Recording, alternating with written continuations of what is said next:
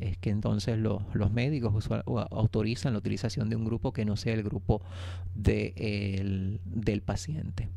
Lo típico que ocurre en las series de televisión es que ordenan unidades de sangre O negativo, pero eso no necesariamente es cierto. Ordenan unidades de sangre en las series para aún sin cruce, sin lo que se llama el cruce o el cross-matching de las unidades de sangre. Eso no es lo típico que ocurre. Lo típico que eso sería hacer una unidad bajo una serie de criterios que se llaman emergency release, y eso no ocurre en la realidad no ocurre con frecuencia. Okay. Entonces también el juego de positivo o negativo, ¿eso tiene algún juego con la compatibilidad de la sangre?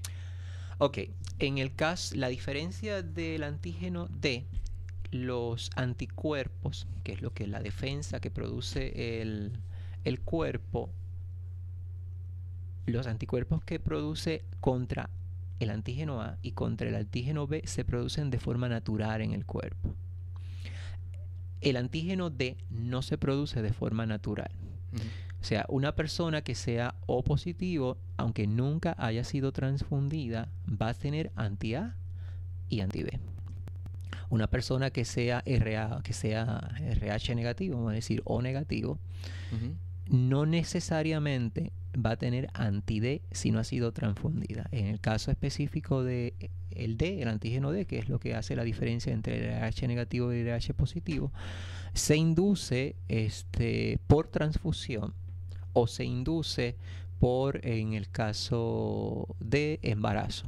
Por ejemplo, una mujer embarazada que haya sido una mujer RH negativo embarazada y su esposo es RH positivo y el bebé que lleva adentro es RH positivo, en el intercambio de sangre durante el embarazo, durante el parto, ya puede haber producido anticuerpos anti-D. Por eso es que existe la cuestión esta de la vacuna de lo que llaman vacuna de Rogan. También un paciente que en algún momento dado es RH negativo y se le transfundió sangre de RH positivo de su mismo grupo, ese individuo puede desarrollar el anti-D.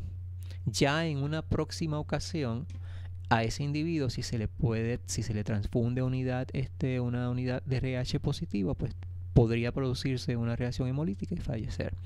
En el caso no vuelvo y te digo, o sea, si un paciente es RH negativo, se le trata de transfundir en la mayor parte posible, siempre es la que sea correspondiente a su grupo, solo bajo situaciones de emergencia, o extremada escasez o extremada emergencia, es que entonces un médico tiene que autorizar esa transfusión de una unidad de sangre o una unidad de sangre positiva a un paciente RH negativo. Y ahí se entra en juicio pues una serie de elementos, por ejemplo, la edad de la persona. Si es una mujer en edad reproductiva, o sea, ningún médico va a autorizar que le transfundan una unidad de RH negativo porque las implicaciones pues, pueden ser perjudiciales al final. O sea que eso es bien raro que ocurra que una unidad de RH positivo se le transfunda a un paciente que sea RH negativo. Entonces también había mencionado lo que es una reacción hemolítica. ¿Qué exactamente, qué es lo que sufre un paciente cuando pasa por esa reacción? Pregunta difícil. Bueno, porque es una condición seria, ¿sabes? Ok, una reacción hemolítica es que se empiezan a destruir las células rojas. Al destruirse las células rojas, pues entonces la hemoglobina que está concentrada. Imagínate que la célula roja es como un globito. Un globito que está lleno de hemoglobina, pero a la misma vez que la hemoglobina es la que nos brinda la oportunidad o es la que nos lleva el oxígeno de un lado a otro a las células del cuerpo, la hemoglobina en el momento dado que se destruye pues va por una cadena de desintegración que va produciendo ciertos productos que son tóxicos al cuerpo, que son dañinos. Muchos de esos productos van siendo degradados hasta que se eliminan a través de la orina o se eliminan a través de la excreta. Pero al ser destruidos de forma violenta, queda como hemoglobina libre dentro del cuerpo y eso pues es tóxico. Okay. Entonces también quiero tocar lo que son los otros componentes de la sangre. Ok, si hablamos de los componentes de la sangre, hay 4 componentes básicos. La célula roja, ok, vamos a hablar primero de la sangre completa. Lo que se llama sangre completa es la extracción de 500 mililitros de sangre del cuerpo de una persona. Sangre completa se utilizó probablemente durante quizás los primeros 20 o 30 años del siglo pasado como medicina de transfusión. Eventualmente se da cuenta de que no necesariamente es lo que el paciente necesita. Una unidad, 500 mililitros de sangre completa, puede producirle probablemente un paciente, quizás si le transfunden varias unidades, lo que se llama un exceso de sangre. Y eso también, en vez de ayudarlo, lo liquida porque le va a alterar todas las presiones, todos los volúmenes, y entonces el paciente va... Tiene que haber un balance. O un balance. Uno pues quizás necesita sangre, pero puede existir una situación donde tiene de más. Exacto, también. ¿Sabes? Bueno, le transfundieron de más. Exacto. Ahí empiezan los procesos que es separar la sangre en componentes. Como te dije anteriormente, el 55% es plasma. Probablemente un paciente lo que necesita para subir su hemoglobina, un paciente anémico, es célula roja.